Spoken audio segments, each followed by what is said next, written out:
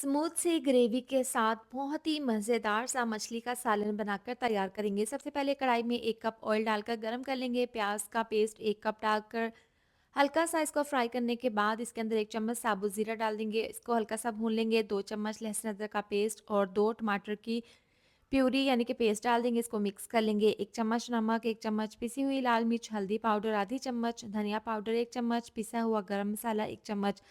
मसाले को अच्छे से भून लेंगे। आधा कप डाल देंगे पानी, इसको मिक्स कर लेंगे। बिल्कुल स्लो आँच पर तमाम मछली के पीसेस डालकर इसको हिलाना बिल्कुल भी नहीं है और इसको मीडियम टू लो आँच पर 10 मिनट के लिए पका लेंगे। अब इन पीसेस की साइड को चेंज कर देंगे और दूसरी साइड से भी इसी तरह से दोबारा से 10 मिनट के लिए पकाएँगे बिल्कुल स्लो आँच पर।